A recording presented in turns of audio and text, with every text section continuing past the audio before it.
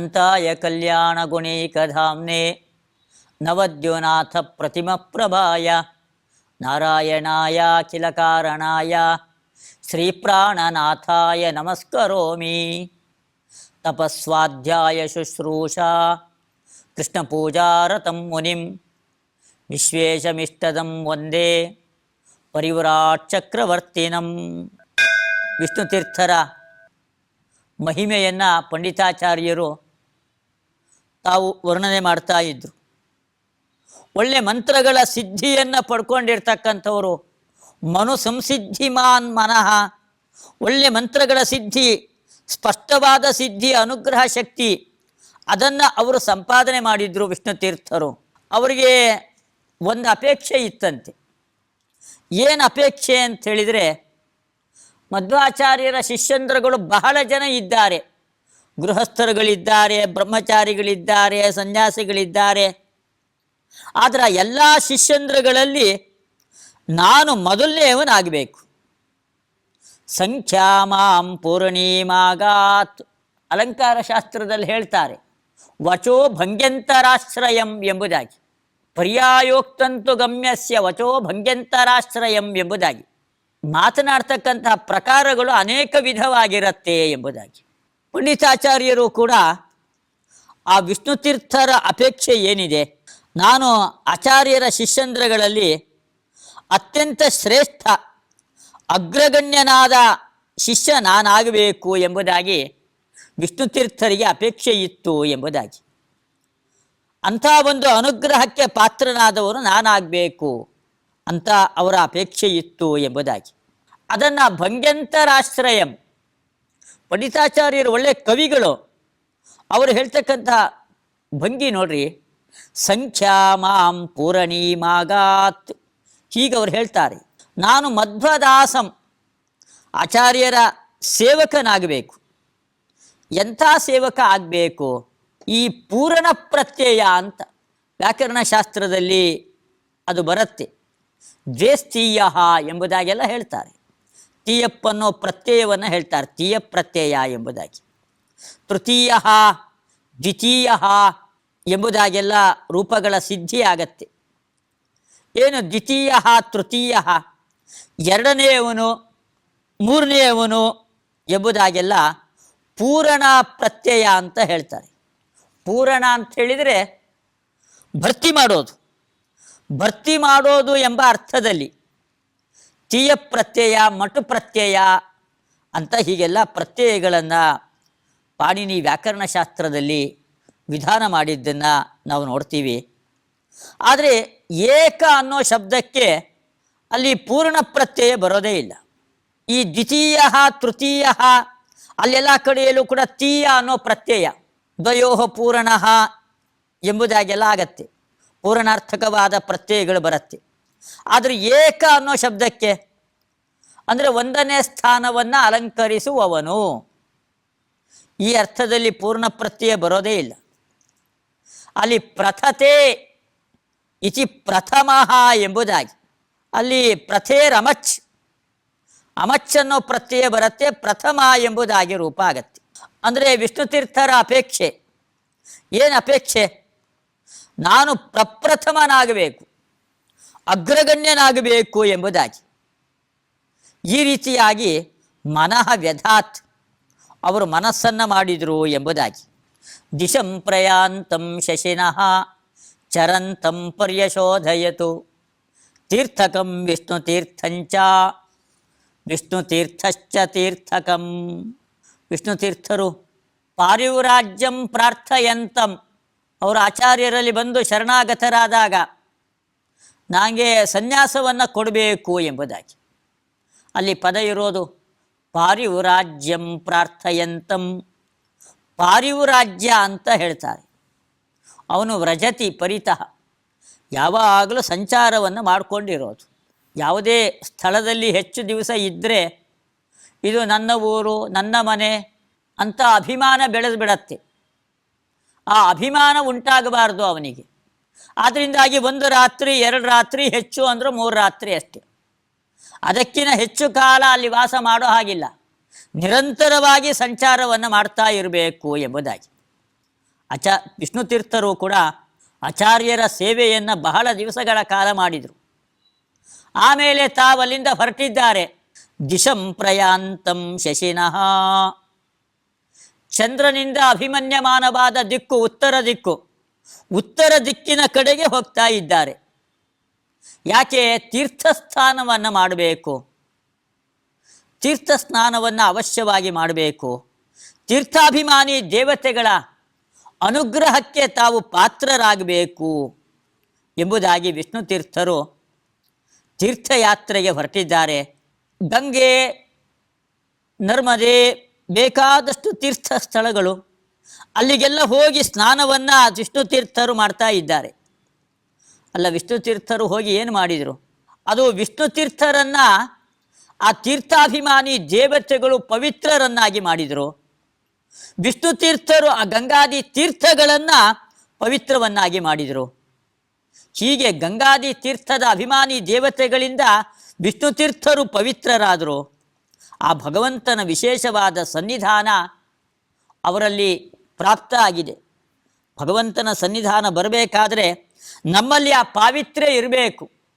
ಪಾವಿತ್ರ್ಯ ಇದ್ದಾಗ ಮಾತ್ರ ಭಗವಂತನ ವಿಶೇಷ ಸನ್ನಿಧಾನ ನಮ್ಮಲ್ಲಿ ಬರುತ್ತೆ. ನಾವೇ ಕಾಮಕ್ರೋಧಾದಿಗಳಿಂದ ತುಂಬಿಕೊಂಡು ಬರೀ ದೋಷಗಳೇ ಇದ್ದಾಗ ಭಗವಂತನ ವಿಶೇಷವಾದ ಸನ್ನಿಧಾನ ನಮ್ಮಲ್ಲಿ ಬರೋದೇ ಇಲ್ಲ.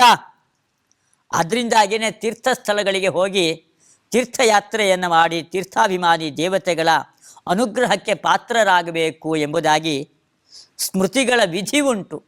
ಆ ವಿಧಿಗನುಗುಣವಾಗಿ ವಿಷ್ಣು ತೀರ್ಥರು ಗಂಗಾದಿ ತೀರ್ಥಗಳಲ್ಲಿ ಹೋಗಿ ಸ್ನಾನವನ್ನು ತಾವು ಮಾಡಿದ್ದಾರೆ.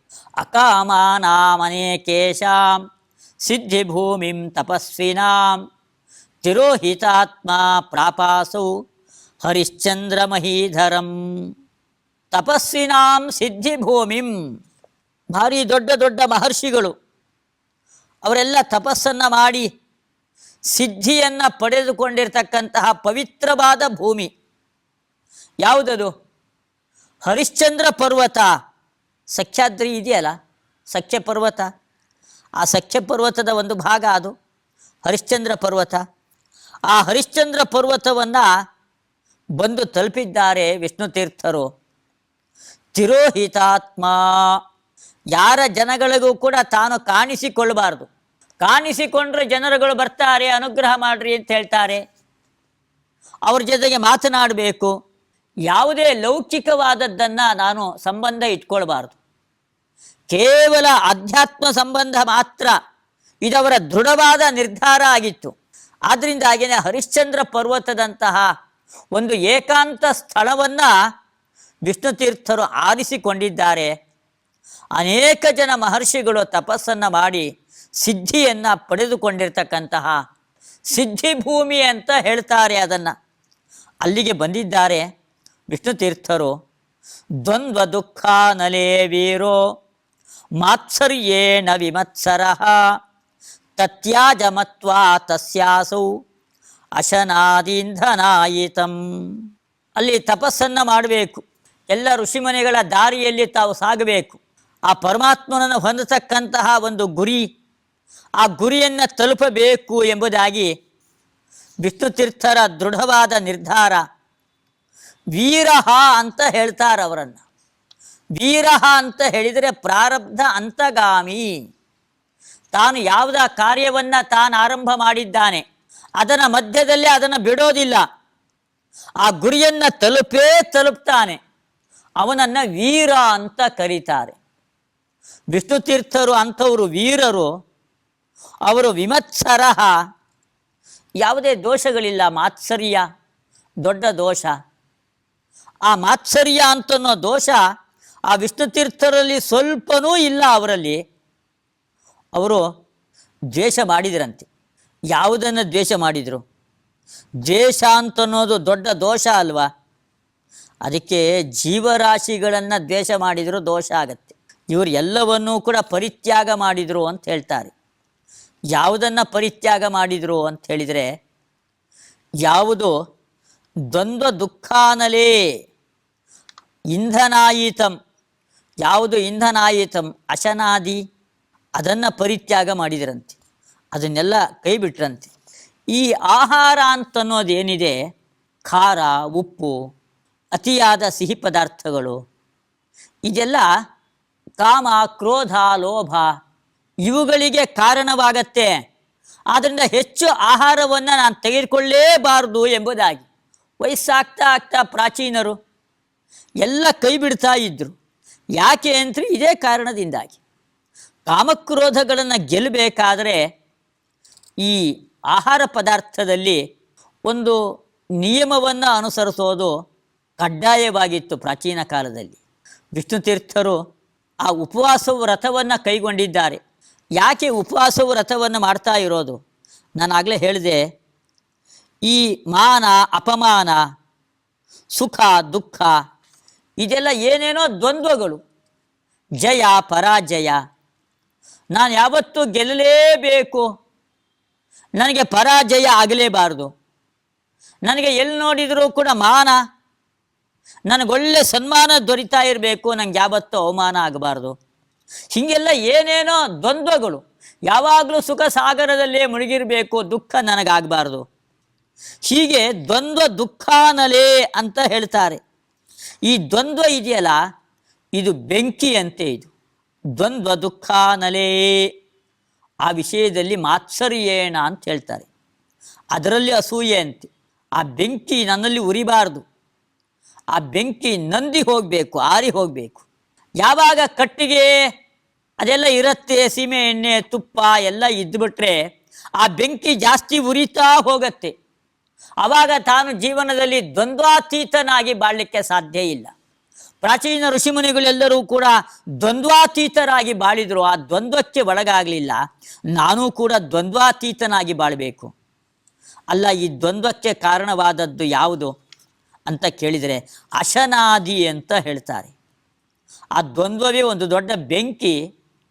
ಆ ಬೆಂಕಿ ಉರಿಲಿಕ್ಕೆ ಬೇಕಾಗಿರ್ತಕ್ಕಂತಹ ಇಂಧನ ಯಾವುದು ಅಂತ ಹೇಳಿದರೆ ನಾವು ತಿಂತಕ್ಕಂತಹ ಆಹಾರ, ಖಾರ, ಉಪ್ಪು, ಹುಳಿ ಇದೆಲ್ಲ ಆಹಾರಗಳು ಕೂಡ ಆ ದ್ವಂದ್ವಕ್ಕೆ ಕಾರಣವಾದದ್ದು.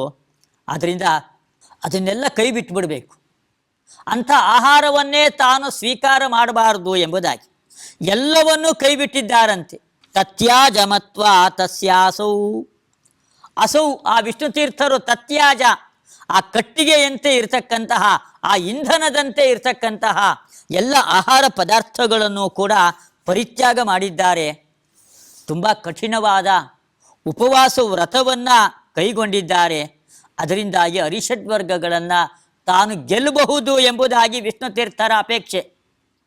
ಆಹಾರ ಅಂತನ್ನೋದು ಯಾವತ್ತೂ ಕೂಡ ಅರಿಷಡ್ವರ್ಗಗಳಿಗೆ ಕಾರಣ. ಅದು ನಾವು ಎಷ್ಟೆಷ್ಟು ಖಾರ, ಉಪ್ಪು, ಹುಳಿ ಅದನ್ನೆಲ್ಲ ತಿಂತೀವಿ.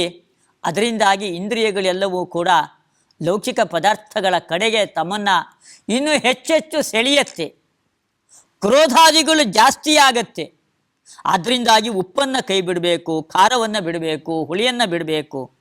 ಆವಾಗ ಮಾತ್ರ ನಾವು ಕಾಮಕ್ರೋಧಾದಿಗಳನ್ನು ಗೆದ್ದು ಮಾನಸಿಕ ನೈರ್ಮಲ್ಯವನ್ನು ಆವಾಗ ಮಾತ್ರ ಸಂಪಾದನೆ ಮಾಡಲಿಕ್ಕೆ ಸಾಧ್ಯ. ಅವನಿಗೆ ಯಾವಾಗಲೂ ತಿನ್ನಬೇಕು, ಕುಡಿಬೇಕು ಅಂತಲೇ ಅಪೇಕ್ಷೆ ಇದ್ದರೆ ಆವಾಗ ಅವನು ಕಾಮಕ್ರೋಧಾದಿಗಳನ್ನು ಗೆಲ್ಲಲಿಕ್ಕೆ ಸಾಧ್ಯ ಇಲ್ಲ. ಆವಾಗ ಮಾನಸಿಕ ನೈರ್ಮಲ್ಯ, ಅವನಿಗೆ ಮನಸ್ಸಿನ ಪರಿಶುದ್ಧತೆ ಅದು ಬರೋದೇ ಇಲ್ಲ. ಅದು ಬರಬೇಕಾದ್ರೆ ಆಹಾರದ ಮೇಲೆ ಹತೋಟಿಯನ್ನು ನಾವು ಸಂಪಾದನೆ ಮಾಡಬೇಕು. ಯಾರಿಗೆ ಆಹಾರದ ಮೇಲೆ ಹತೋಟಿ ಇಲ್ಲ ಅವನಿಗೆ ಯಾವ ಗುರಿಯನ್ನು ಕೂಡ ತಲುಪಲಿಕ್ಕಾಗೋದಿಲ್ಲ. ಅವನ ಮಧ್ಯದಲ್ಲೇ ಸೋಲನ್ನು ಒಪ್ಪಿಕೊಳ್ಬೇಕಾಗತ್ತೆ. ಯಾಕೆ? ಅವನಿಗೆ ಕಾಮಕ್ರೋಧಾದಿಗಳು ಪ್ರತಿಬಂಧಕವಾಗಿಬಿಡತ್ತೆ.